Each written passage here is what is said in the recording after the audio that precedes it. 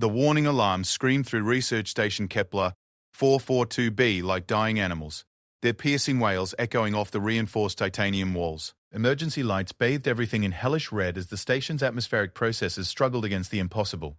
A planetary temperature drop so severe it defied all known physics. Dr. GBR. Zenthar's four arms moved frantically across the environmental control console, his chitinous fingers clicking against the haptic interfaces as streams of data cascaded before his compound eyes. The Zephyrian scientist's usually composed demeanor had cracked hours ago when the readings first appeared. His species had evolved on desert worlds where the concept of freezing was purely theoretical, and what he was witnessing now filled him with primal terror. Temperature dropping past -40 degrees Celsius and falling, he chittered to the assembled research team, his translator struggling with the panic in his voice. All external equipment is shutting down. We're losing atmospheric integrity on levels 7 through 12. Commander Velnara, a towering hegemony officer whose reptilian features were normally stoic, paced the command center with barely contained anxiety. Her scaled hide had taken on a sickly pale hue as the heating systems throughout the station strained to maintain livable conditions. The research station had been designed to withstand the harsh conditions of the ice moon they orbited, but this was beyond anything in their specifications. "How long until complete system failure?" she asked, though her voice carried the weight of someone who already knew the answer would be unacceptable. Zenthar's secondary arms continued their dance across backup systems, while his primary set pulled up structural integrity reports. At this rate of decline, we had perhaps 18 standard hours before the main reactor cores freeze solid. The backup fusion cells are already showing crystallization in their coolant systems. He paused, mandibles clicking nervously. Commander, this level of cold is theoretically impossible. Our instruments must be malfunctioning. But they weren't malfunctioning, and everyone in the room knew it. Through the reinforced observation windows, they could see the surface of Kepler 442b transforming before their eyes. The methane lakes that dotted the moon's surface had frozen solid within minutes. The atmosphere itself was beginning to precipitate, falling like glittering snow that would have been beautiful if it weren't so utterly terrifying. Dr. Yathara, the station's xenobiologist whose iridescent skin normally shimmered with bioluminescent patterns, had gone completely dark, a sure sign of extreme stress in her species. She huddled near one of the auxiliary heating units, her normally graceful movements reduced to quick, panicked gestures as she worked on her portable analysis equipment. "The quantum resonance from the artifact we uncovered," she said, her voice barely above a whisper. "I think we may have activated some kind of ancient cooling system. The energy patterns we recorded just before the temperature drop matched nothing in our databases. The artifact. Of course it came back to that accursed thing they'd pulled from the ice 3 days ago. It had looked innocent enough, a crystalline structure about the size of a human torso, covered in geometric patterns that seemed to shift when viewed directly. Initial scans had shown it to be made of materials that shouldn't exist, configured in ways that violated several fundamental laws of physics. Naturally, the research team had been eager to study it. Now, as the station's hull began to contract with ominous groaning sounds, that eagerness felt like the height of folly. "Sir," came a voice from the communications station, operated by Ensign Crixtel, whose normally steady tentacles were trembling as she manipulated the controls. "I'm receiving a priority message from the human contingent. Engineer Chen is requesting permission to leave the station." Commander Velnara's head snapped around. "Leave the station? In these conditions? Has the human lost his mind?" The irony wasn't lost on anyone present. When the Galactic Council had assigned a human engineer to their deep space research mission, there had been considerable debate. Humans were known for their incredible durability and problem-solving abilities, but they were also notoriously unpredictable. Marcus Chen had proven himself invaluable over the past 6 months, solving technical problems that had stumped teams of specialists from a dozen different species. But this request seemed like pure madness. "Put him through," Velnara ordered, her forked tongue flicking out to taste the increasingly cold air. The main screen flickered to life, revealing the face of Marcus Chen. The human looked remarkably calm for someone facing imminent death. His dark hair was slightly disheveled, and there were bags under his brown eyes that suggested he'd been working without rest. But his expression held none of the panic that gripped the alien crew members. If anything, he looked almost excited. "Commander," Marcus said, his voice carrying that peculiar human cadence that other species found both soothing and slightly unnerving. "I've been analyzing the temperature readings and the energy patterns from the artifact. I think I know what's happening, and more importantly, I think I know how to fix it." Dr. Chad. Zentar's compound eyes fixed on the human's image. Engineer Chen, with respect, the current temperature outside the station is approaching minus 70 degrees Celsius. No environmental suit in our inventory can protect against such extremes. Marcus actually smiled at this, an expression that most aliens found disturbing due to the baring of teeth, but which humans use to indicate pleasure or amusement. Doc, where I grew up in northern Canada, minus 70 is what we call a particularly harsh Tuesday in January. The thing is, I don't think this is a malfunction or an attack. I think that artifact is some kind of ancient terraforming device and it's trying to return this moon to its original state. The assembled aliens exchanged glances that would have been meaningful if they'd all been the same species. As it was, the mixture of chittering, color changes, and tentacle movements created a cacophony of confusion. Even if that's true, Commander Velnara said, struggling to keep her voice steady as the temperature in the command center dropped another degree.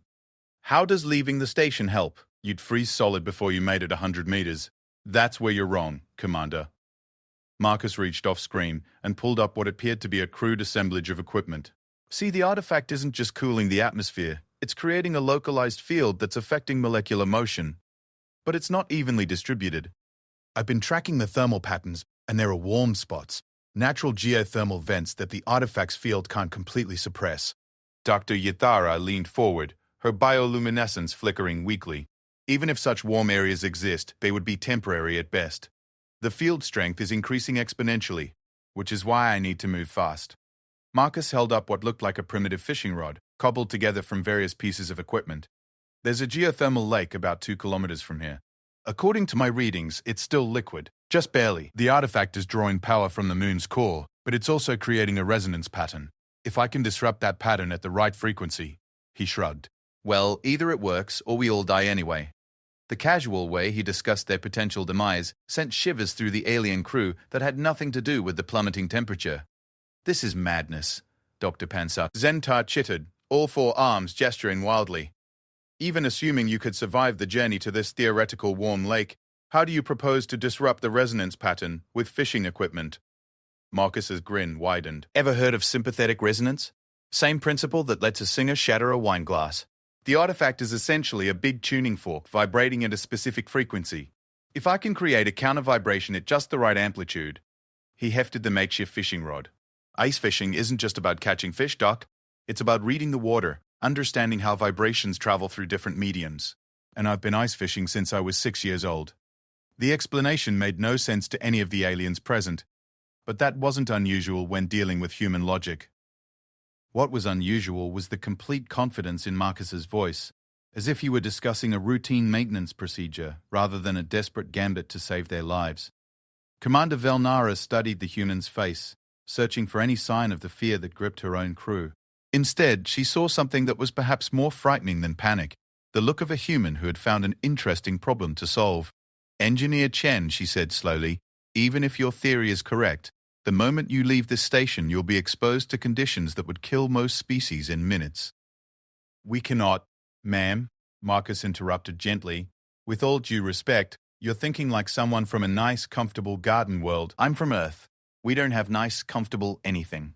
He paused, and for a moment his expression became almost predatory. The thing you need to understand about humans is that we didn't evolve to be smart or strong or fast. We evolved to be stubborn. And right now, that artifact is between me and keeping my friends alive. The way he said friends made something warm flicker in Velnara's chest, even as the station's temperature continued to plummet. What do you need from us? She asked, making a decision that went against every regulation and survival instinct her species possessed. Just keep the home fires burning, Marcus replied, already suiting up in what appeared to be a standard EVA suit supplemented with layers of improvised insulation. And maybe have some hot coffee ready when I get back. This is going to be one hell of a fishing trip. As the human disconnected the communication link, the assembled aliens stared at the blank screen in a mixture of awe and terror. Outside, the temperature had dropped past minus 80 degrees Celsius and showed no signs of slowing. The wind was howling with a fury that made the station's hull ring like a struck bell, and the very air was crystallizing into deadly projectiles. Into this nightmare, a human was preparing to venture forth armed with nothing but primitive fishing equipment and the unshakable conviction that the universe would bend to his will rather than the other way around. Doctor, Zentar's compound eyes tracked the human's life signs on his monitors as Marcus made his way to the airlock. "Commander," he chittered quietly, "I have studied 17 different species' responses to extreme environmental stress. In every case, the physiological response follows predictable patterns: elevated stress hormones, increased metabolic rate, panic responses." "And the human?" Velnara asked, though she suspected she already knew the answer. "His heart rate is actually decreasing. His stress hormone levels are at baseline. According to every metric I can measure, Engineer Chen is becoming calmer as the danger increases." The Zephyrian's voice held a note of something approaching religious awe. "Commander, what kind of evolutionary pressure creates a species that becomes more effective as conditions become more deadly?" Through the observation windows, they could see Marcus emerging from the station's main airlock. He moved with the casual confidence of someone taking an evening stroll, his makeshift fishing equipment slung over his shoulder. The howling wind that should have knocked him flat barely seemed to register as he adjusted his bearing and began walking towards certain death with the steady, implacable gait of an apex predator that had just caught the scent of prey. Behind him, the research station's lights flickered as the heating system strained against the impossible cold. Ahead of him lay 2 kilometers of frozen wasteland where the very air had turned solid and the ground was cold enough to shatter steel on contact. And Marcus Chen whistled a half-remembered tune as he walked into the storm, because somewhere out there was a lake with fish in it, and he'd be damned if he was going to let a little thing like the laws of physics stop him from having the fishing trip of a lifetime. Marcus Chen had walked through blizzards before, but nothing quite like this. The wind didn't just howl. It screamed with the voice of a dying world, carrying ice crystals that struck his visor like bullets. Each step forward required a conscious act of will, as the temperature tried to suck the life from his body through every seal and joint in his suit. The aliens back at the station would have been amazed to know that Marcus was genuinely enjoying himself. Not the part where he might die, of course. That was simply an occupational hazard when you were human and chose to make a living in the most dangerous corners of the galaxy. No. What Marcus was enjoying was the familiar sensation of pitting himself against an environment that wanted him dead. It reminded him of home. His suit's internal temperature read -15 degrees Celsius and dropping. The heating elements were working at maximum capacity, but they weren't designed for this kind of punishment. According to his calculations, he had maybe 90 minutes before hypothermia set in, and that was being optimistic. The geothermal lake was still over a kilometer away.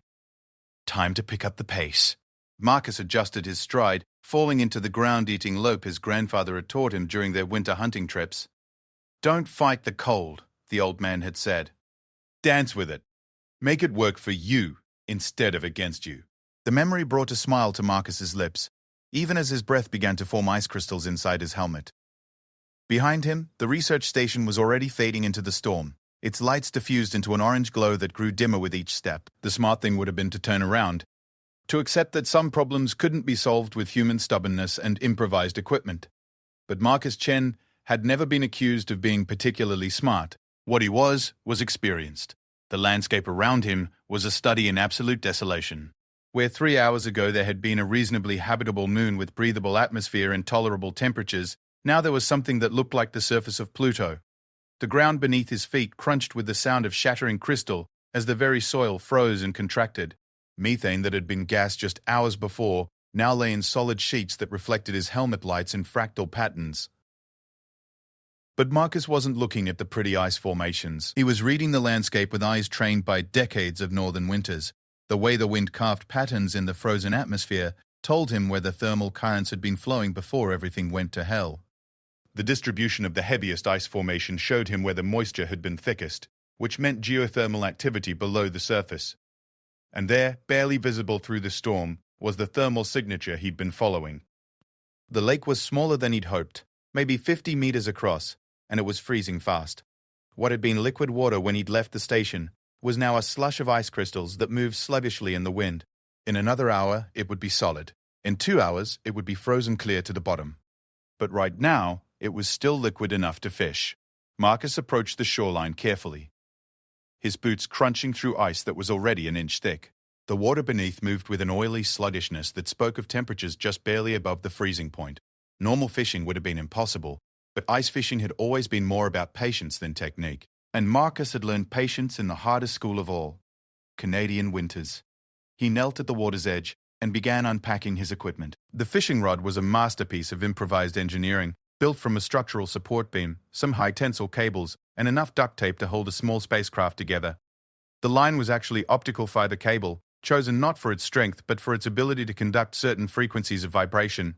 The hook wasn't a hook at all. Instead, Marcus had fashioned a resonance chamber from pieces of the station's communication array. It looked like a metallic flower with crystalline petals, each one tuned to a different harmonic frequency. If his theory was correct, the artifact buried beneath the ice was using quantum resonance to affect molecular motion. The chamber would detect those resonance patterns and, hopefully, generate a counter-frequency strong enough to disrupt them. If his theory was wrong, he was going to die in the most embarrassing way possible, freezing to death while pretending to fish on an alien moon. Marcus cast his line with practiced ease, the weighted resonance chamber splashing through the ice slush and disappearing into the dark water below. Immediately, his equipment began registering readings that would have sent the research station's scientists into fits of excitement. The quantum field strength down there was off the charts, and the resonance patterns were unlike anything in the galactic databases. But to Marcus, crouched beside a half-frozen lake in a howling storm, the readings meant something much simpler. There were fish down there. Big ones. And they were singing. Not literally singing, of course. But the resonance patterns his equipment was detecting had the same complex harmonics as whale songs back on Earth. The artifact wasn't just a cooling device. It was some kind of communication system, reaching out across space and time to connect with... what? Marcus felt the first gentle tug on his line and grinned. "Got you, you son of a bitch," he muttered, his breath fogging the inside of his visor. The fish he was trying to catch wasn't biological. It was the quantum signature of whatever intelligence had built the artifact, and it was still down there, waiting in the dark. The temperature around him continued to plummet. His suit's heating system was struggling now, and he could feel the cold creeping into his extremities despite the thermal layers. But Marcus had ice fished in weather that would have sent polar bears looking for warmer climates. A little alien cold wasn't going to stop him now. He began working the line with subtle movements, feeling for the rhythm of the resonance field below. Like any good angler, Marcus knew that success wasn't about force.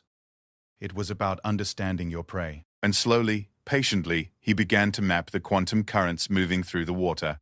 The artifact was down there, all right.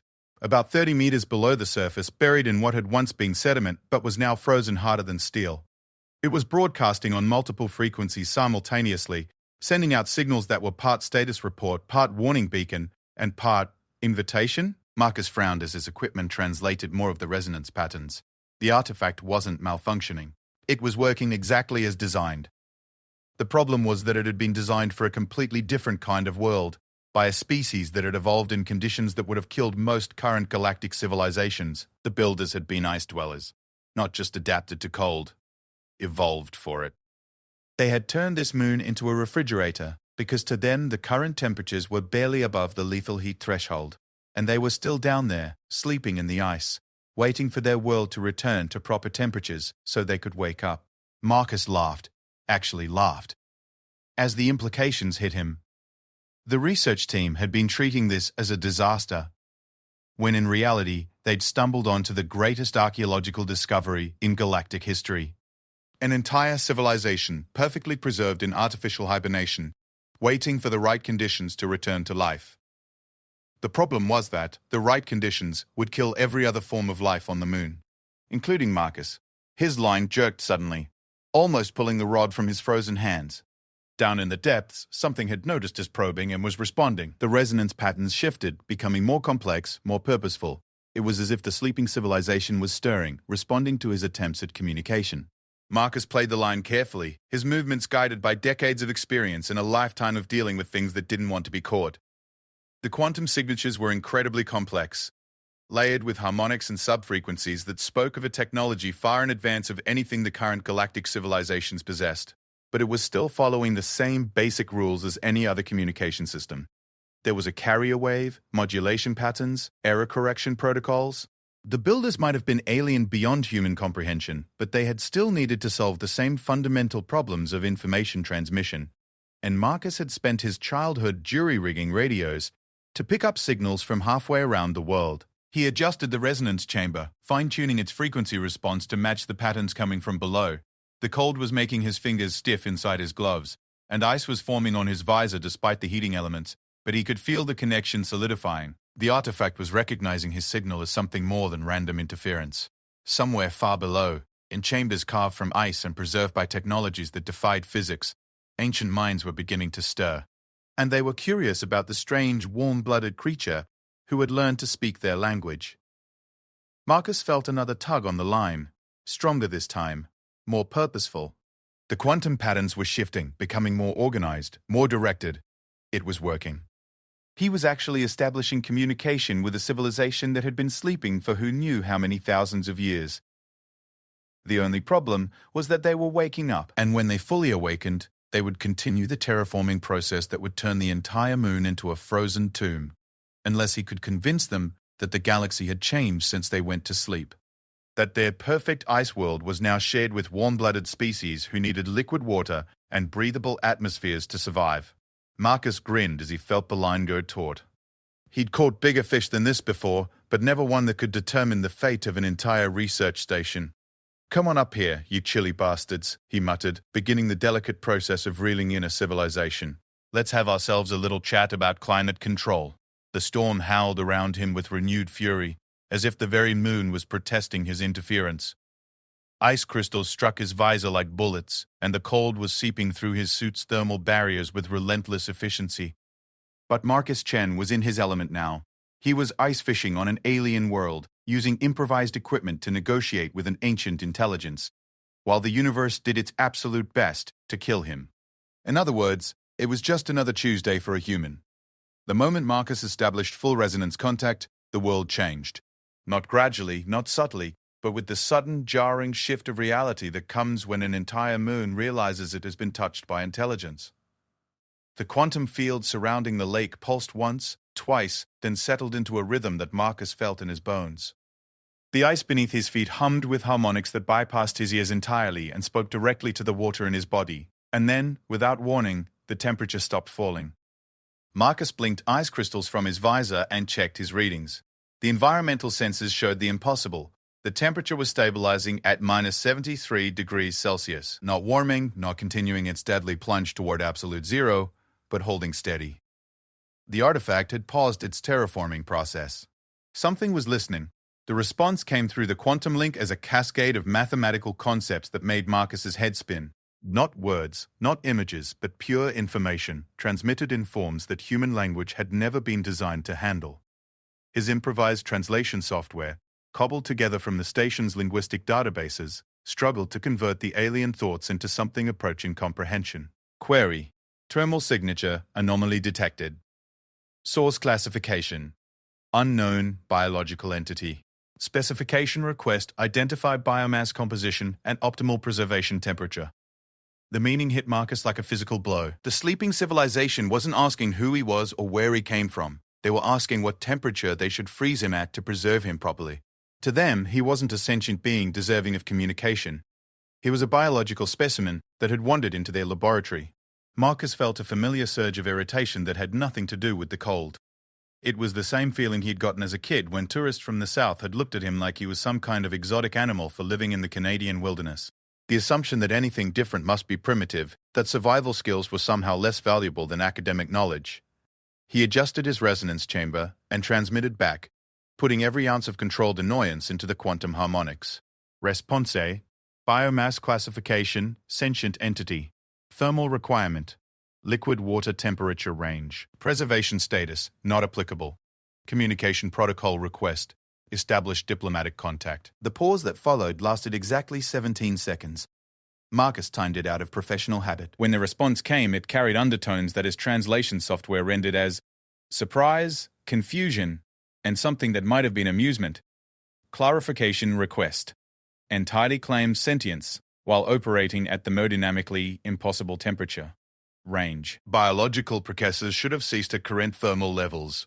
Explanation required. Marcus grinned, his frozen breath crystallizing instantly in the brutal air. This was a conversation he'd had before, in various forms, with various species throughout the galaxy. The old, humans can't possibly survive in those conditions, discussion that inevitably came up when other civilizations encountered Earth's natives. He transmitted back a data packet containing his vital signs, cellular activity levels, and metabolic readings, along with a brief explanation of endothermic biological processes and the concept of active thermal regulation. The response came back so fast it nearly overloaded his equipment. Impossible. Biological entitles cannot maintain organizational tolerance at such elevated thermal levels. Molecular motion at observed temperatures should result in structural breakdown and systemic entropy. Marcus chuckled, a sound that came out as more of a wheeze in the thin frozen air. Response. Impossible is a relative term. Suggest expanding definition of viable biological parameters. Another pause. Longer this time. Marcus used the brake to check his equipment and adjust his position. The ice around the lake was thickening rapidly, and the slush was beginning to solidify into sheets that rang like bells when the wind struck them. His suit's heating system was holding steady, but the power reserves were dropping faster than he'd hoped. Time was running out. Query. Entity demonstrates localized thermal regulation and complex to usage. Classification upgraded to potentially sentient thermal anomaly. Species designation requested. Response species designation, human. Planet of origin, Earth. Classification, sentient endothermic biped with stubborn tendencies. The last part was Marcus's little joke, but the alien intelligence seemed to take it seriously. Clarification request. Define stubborn tendencies in context of biological survival mechanisms. Marcus found himself in the surreal position of trying to explain human psychology to a civilization that had been asleep since before his species had invented the wheel. How do you describe the concept of bloody-minded persistence to minds that approached problems through pure logic and mathematical precision? Response. Stubborn tendencies refer to species-wide behavioral pattern of continued effort in face of logical impossibility. Human entities frequently succeed through refusing to acknowledge failure as viable option. Query. This explains current thermal survival. Additional query. What is current status of planetary thermal modification project? And there it was, the question Marcus had been dreading and hoping for in equal measure. How do you tell a civilization that their perfect world is now home to species that would die if their terraforming project continued? Response. Thermal modification project is affecting non-adapted biological entities. Current parameters will result in ecosystem collapse for warm-range species. Request. Temporary suspension of terraforming activities to allow interspecies negotiation. The pause that followed was the longest yet. Marcus could feel the alien intelligence processing this information, running calculations, consulting databases that had been compiled before Earth's sun had finished forming. When the response came, it carried harmonics that spoke of vast, patient minds contemplating problems on geological timescales. Analysis complete. Thermal modification. Parameters designed for species optimal survival. Modification to accommodate thermal anomaly species would compromise primary mission objectives. Proposed solution. Relocate thermal anomaly species to appropriate environmental parameters. In other words, move somewhere else. The warm-blooded freaks are messing up our refrigerator. Marcus felt the familiar surge of human perversity that came whenever someone told him he couldn't do something. It was the same feeling that had driven his species to climb every mountain, explore every ocean, and eventually spread across the galaxy despite being told they were too fragile for space travel. Response. Relocation not acceptable. Alternative proposal. Shared environmental parameters. Human species has experience with thermal adaptation and coexistence protocols. Query. Explain coexistence protocols in context of incompatible thermal requirements. And here was where Marcus had to explain one of humanity's greatest achievements, air conditioning. Not just the mechanical process of thermal regulation, but the entire concept of creating multiple environmental zones within a shared space. The idea that different species could inhabit the same world by creating specialized habitats that met their individual needs. He transmitted technical specifications for thermal regulation systems, habitat domes, and environmental controls. Data on Earth's polar research stations, where humans routinely lived and worked in conditions that would kill most galactic species. Information about the Kepler research station itself, which maintained comfortable environments for a dozen different alien biologies simultaneously. The alien intelligence absorbed the data with what felt like growing fascination. Analysis. Thermal anomaly specifies technological adaptation rather than biological adaptation. Impressive. Environmental manipulation capabilities suggest advanced problem-solving mechanisms. Query. Human species claims ability to create thermal coexistence parameters. Proof of concept requested. Marcus grinned, his teeth chattering despite his best efforts to control them. This was exactly the kind of challenge he'd been hoping for. The aliens wanted proof that humans could adapt to their environment? He was already doing it. Response: proof of concept in progress. Human entity currently operating in Specky's hostile thermal environment while maintaining biological functions and complex tool usage. Duration: 93 minutes and counting. Clarification: human entity is demonstrating coexistence capabilities through direct environmental interaction rather than habitat isolation. The pause that followed felt different from the others. There was something in the quantum harmonics that Marcus's translation software couldn't quite capture, but which felt oddly like respect. Observation: human entity has entered species lethal environment, equipped only with primitive thermal regulation tools and improvised communication device. Purpose: establish diplomatic contact to prevent species conflict. Behavior analysis: either extremely rational or completely insane. Response: human behavior frequently occupies both categories simultaneously. Species motto: hold my beer and watch this. Question: translation error detected. Clarify meaning of beer and watch this in context of Specky's motto. Marcus found himself laughing, a sound that came out as more of a cough in the thin air. How do you explain to an ancient alien intelligence that your species' approach to problem-solving is essentially to hand someone your alcoholic beverage and then do something spectacularly stupid? Response A: species motto indicates behavioral pattern of attempting dangerous or impossible tasks for educational or entertainment value. Beer refers to fermented grain beverage consumed during social bonding. Watch this indicates imminent display of questionable decision-making. Analysis: human species appears to treat survival challenges as recreational activities. Fascinating. No previous biological entity in database has demonstrated such behavioral patterns. Proposal: temporary suspension of thermal modification project to allow detailed study of human adaptive capabilities. Species demonstrates unprecedented thermal tolerance and problem-solving creativity. Marcus felt a surge of triumph that had nothing to do with his warming core temperature. He'd done it. He'd actually convinced an ancient alien civilization to hit the pause button on their terraforming project, not through superior technology or military might, but through the simple act of being impossibly human in the face of impossible conditions. Response: Prozol accepted. Human entity will coordinate with local research station to establish formal diplomatic protocols. Warning: human entity's thermal regulation systems are approaching operational limits. Request permission to return to base for requirement resumably public. Granted. Human entity Marcus Chen has demonstrated sufficient evidence of species viability under modified parameters. Thermal modification project will remain at current levels pending further negotiation. Additional note: human species designation updated in database from thermal anomaly to dangerously interesting biological entity. As Marcus began reeling in his line and packing up his equipment, he reflected on the fact that dangerously interesting was probably the most accurate description anyone had ever given of the human species. Now he just had to survive the walk back to the station to deliver the good news. The journey back to the research station should have been easier. Marcus had established communication with the alien intelligence, negotiated a ceasefire in their terraforming project, and bought precious time for both species to work out a long-term solution. The temperature had stabilized, the wind had died down to merely hurricane force, and his equipment was functioning within acceptable parameters. It should have been easier. It wasn't. The problem was that stabilized still meant minus 73 degrees Celsius, which was approximately 20 degrees colder than the surface of Mars on a bad day. Marcus's environmental suit, designed for the relatively balmy conditions of typical space operations, was beginning to show signs of strain. Ice was forming on the internal surfaces of his helmet, his heating elements were drawing power faster than his suit's battery could supply it, and every breath felt like inhaling liquid nitrogen.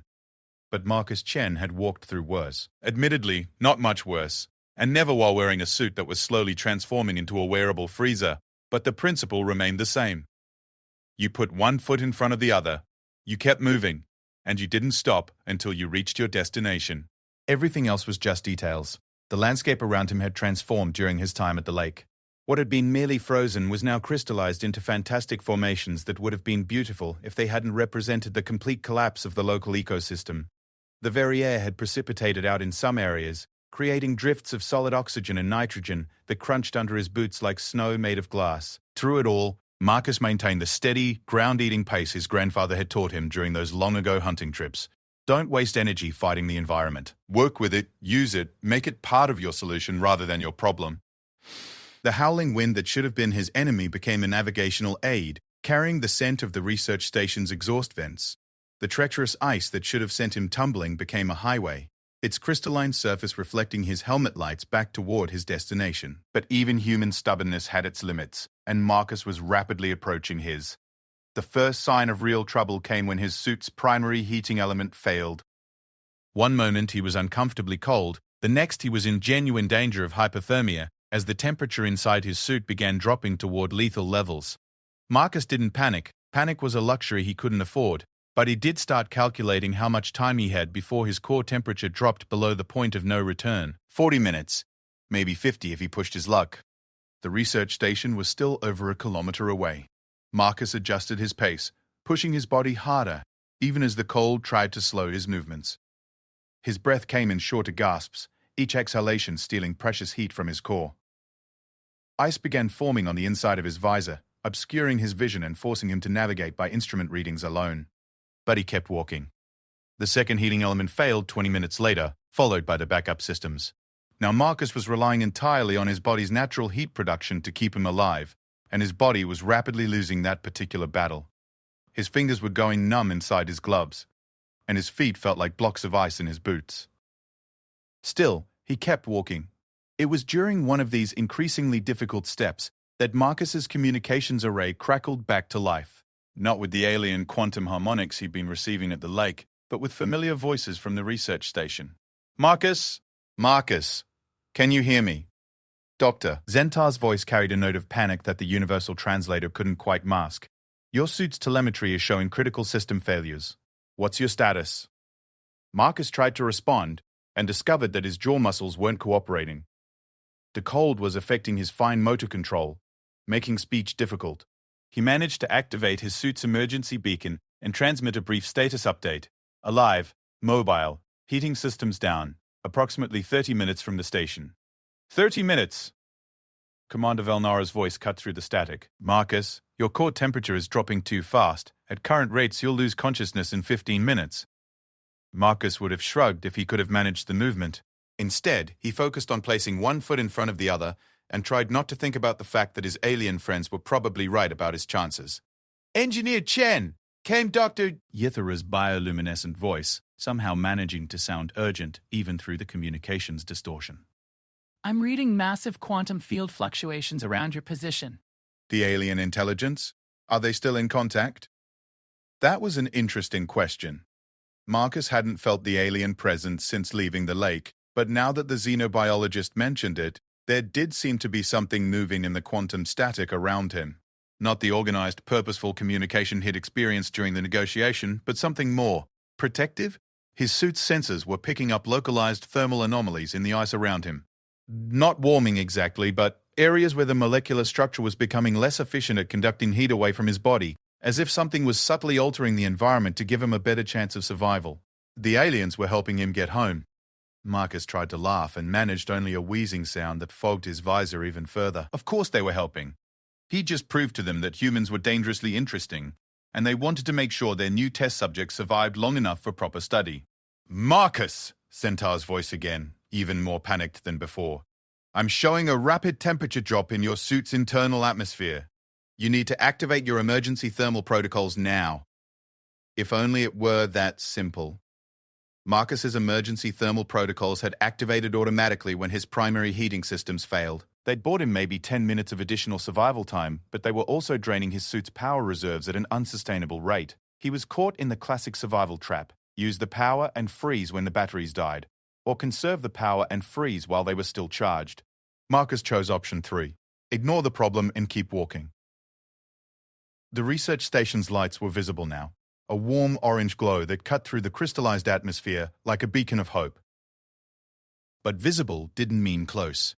Marcus's increasingly numb feet told him he still had at least 15 minutes of walking ahead of him, and his suit's readouts suggested he had maybe 10 minutes of consciousness left.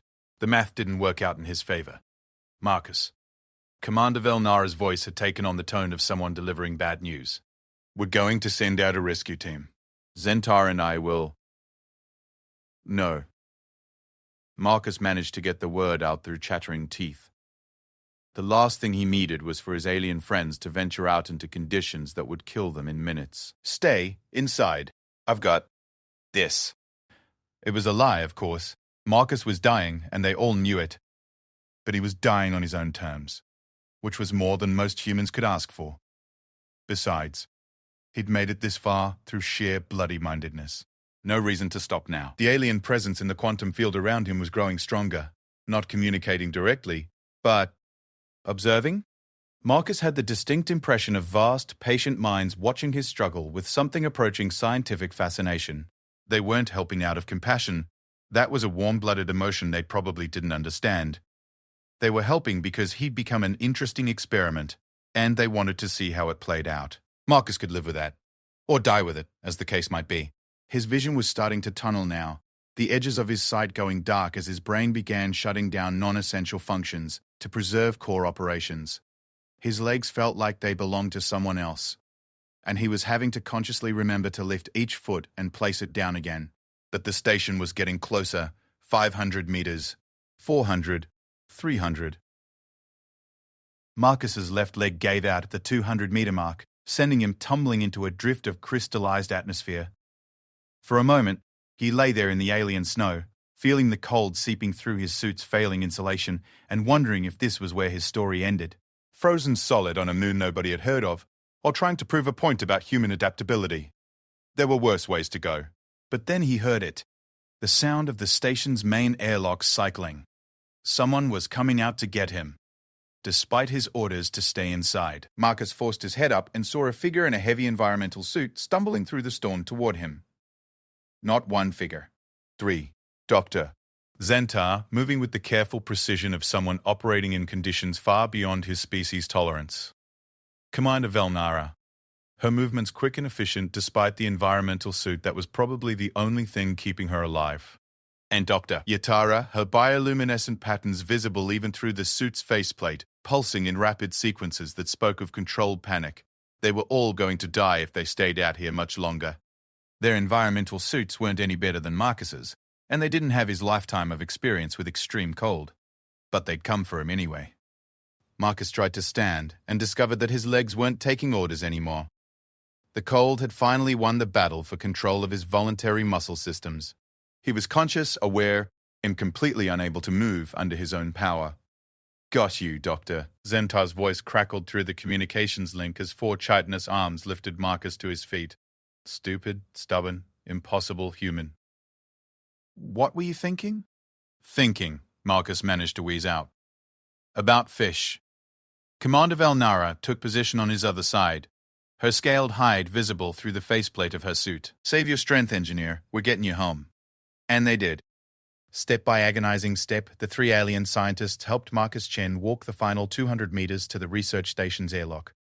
They supported his weight when his legs failed, they shared their suit's heating elements when his power died completely, and they kept talking to him when unconsciousness threatened to drag him down. When the airlock finally sealed behind them and the station's atmosphere began warming his frozen body, Marcus looked at his alien colleagues through ice-crusted vision and realized something that would have surprised his grandfather. Sometimes the best fishing trips weren't about what you caught. Sometimes they were about who came to help you get home. 3 weeks later, Marcus Chen stood in the observation deck of Research Station Kepler 442b, watching an impossible sight unfold before his eyes. Where once there had been a frozen wasteland that would have killed most galactic species in minutes, there was now something unprecedented in the known galaxy, a world with 2 functioning ecosystems existing in perfect harmony. The northern hemisphere remained the ancient aliens' domain, a crystalline paradise where temperatures held steady at minus 70 degrees Celsius, and the atmosphere itself fell as glittering snow. But the southern hemisphere had been transformed into something else entirely, a network of thermal zones maintained at temperatures suitable for warm-blooded life, connected by heated transit tubes that allowed movement between different environmental sectors. It shouldn't have been possible. The energy requirements alone should have made such a system impossible to maintain. But Marcus had learned something important during his negotiations with the ancient intelligence. When you combined human stubborn ingenuity with alien technology that treated physics more as a suggestion than a law, impossible became merely improbable.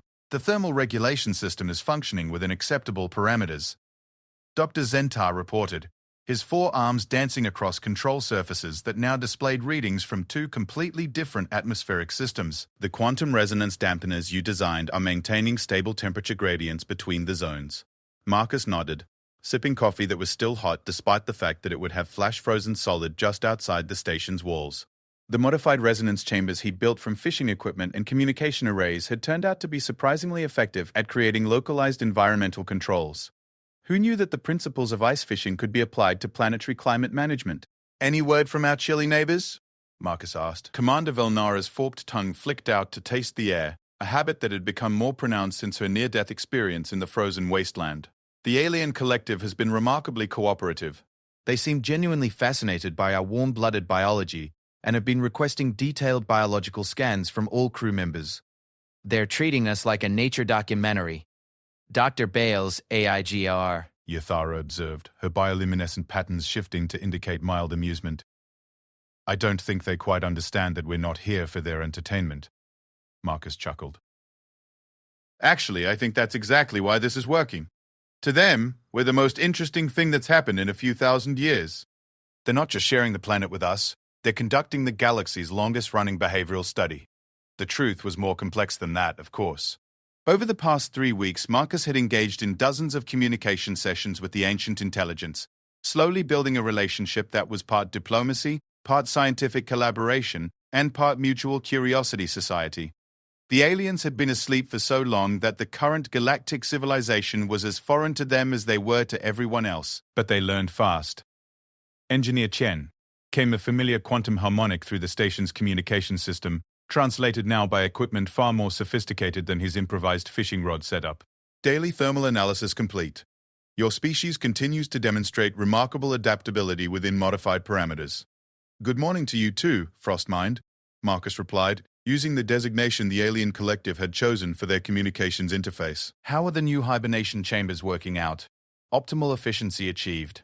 Additional storage capacity has allowed awakening of 7 more research units. They express curiosity about human recreational fishing techniques. Marcus grinned. Over the weeks, he'd discovered that the ancient aliens had no concept of doing things for fun. Every action had to serve some greater purpose, contribute to the collective knowledge base, or advance their scientific understanding.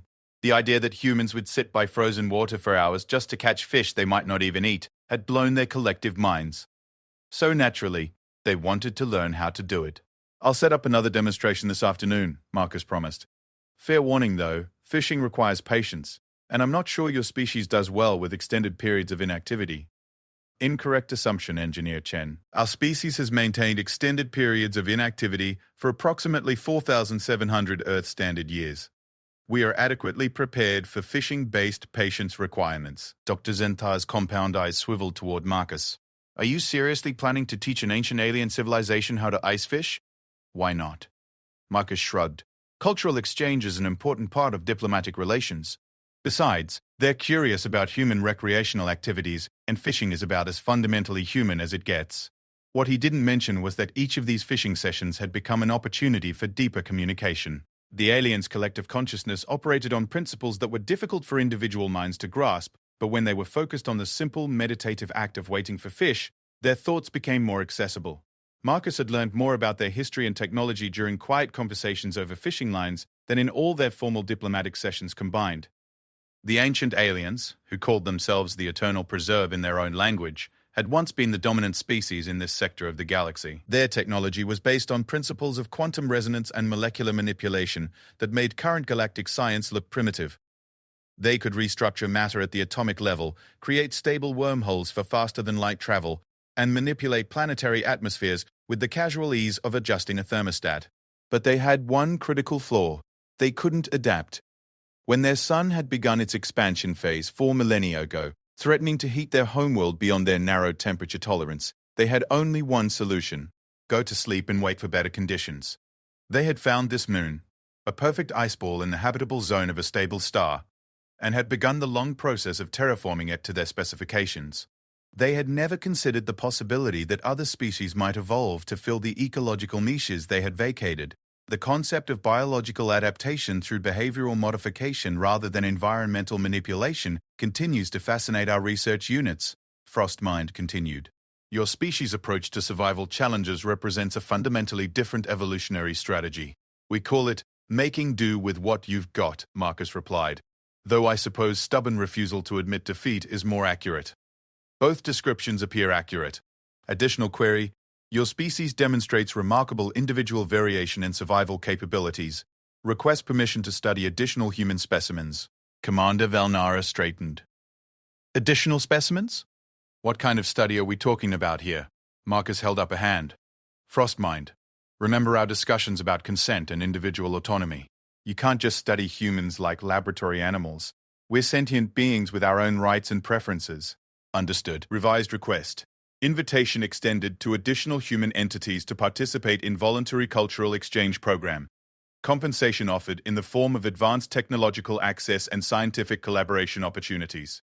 Dr. Yathara's bioluminescent patterns shifted to what Marcus had learned indicated extreme interest. They're offering to share their technology? Do you realize what that could mean for galactic civilization? Marcus did realize, and it was both exciting and terrifying. The Eternal Preserve's quantum manipulation technology could revolutionize everything from space travel to resource management. But it would also fundamentally alter the balance of power in the galaxy. And history had shown that advanced technology in the wrong hands tended to cause more problems than it solved. One step at a time, he said carefully. Let's focus on making this dual ecosystem arrangement work before we start handing out the keys to reality manipulation. Over the following hours, Marcus found himself in the strange position of serving as cultural ambassador between two completely different approaches to existence. The aliens wanted to catalog and understand every aspect of human behavior, while his colleagues wanted to study and replicate every aspect of alien technology. Both sides were operating from fundamentally different assumptions about how intelligence should interact with the universe. But somehow, it was working. The afternoon fishing session proved to be particularly enlightening. Marcus sat at the edge of the thermal lake, now maintained at a balmy -10 degrees Celsius through alien environmental controls, with his fishing rod in hand and quantum communication equipment translating the thoughts of 7 different ancient alien minds. The fish are not responding to standard lore presentation techniques, one of the alien researchers observed. That's because you're thinking like a scientist instead of a predator, Marcus explained patiently. Fish aren't stupid. They can tell when something doesn't belong in their environment. You have to make the bait seem natural, part of the ecosystem. Clarification requested. How does one simulate ecosystem integration through artificial fishing implements? Marcus cast his line with practiced ease, watching the lure disappear into the dark water. You stop trying to control every variable and start working with the ones you can't control. The water temperature, the current, the way light reflects off the surface, they're all part of the system. Use them instead of fighting them. It was a lesson that applied to more than just fishing, and he suspected the aliens knew it. Fascinating, another alien mind observed. Human survival strategy appears to emphasize adaptation to existing conditions rather than modification of environmental parameters to suit biological requirements. Both approaches have their place, Marcus replied. You modified this entire moon to create perfect conditions for your species. That's pretty impressive. But what happens when conditions change again? What happens when your perfect environment stops being perfect? The question hung in the crystalline air like a challenge. The Eternal Preserve had spent millennia perfecting their ability to create ideal conditions, but they had never learned to thrive in imperfect ones. Humans, on the other hand, had built their entire civilization on the assumption that conditions would always be less than ideal. Perhaps, Frostmind said slowly, this is why our species require collaboration. Your adaptability combined with our environmental manipulation capabilities could create something unprecedented, a truly stable multi-species civilization. Marcus felt something tug on his line and began reeling it in slowly. Maybe, but first, let's see if we can teach you folks how to catch dinner without reshaping the entire lake to make it easier. As the sun set over Kepler, 4, 2, B's dual ecosystem. Marcus Chen reflected on how strange his life had become. 3 weeks ago, He'd been a simple engineer trying to keep a research station running. Now he was apparently the galaxy's first interspecies fishing instructor, mediating between ancient aliens and modern galactic civilization while teaching both sides that sometimes the best solutions come not from having the right technology, but from knowing when to use it. The fish he'd caught was small, barely worth the effort, but he held it up proudly for his alien observers to examine. Biological specimens successfully acquired through patience-based hunting technique, Frostmind observed. Efficiency rating, suboptimal. Entertainment value, significant. Overall assessment, humans are peculiar but effective. Marcus grinned as he released the fish back into the lake. Welcome to the human condition, Frostmind. We specialize in peculiar but effective. In the distance, the research station's lights twinkled like stars against the crystalline landscape, home to a crew of beings who had learned that the universe was far stranger and more wonderful than any of them had imagined. And somewhere in the quantum harmony that connected all things, ancient minds and young ones alike were discovering that the best fishing trips weren't always about what you caught. Sometimes they were about what you learned while you were waiting.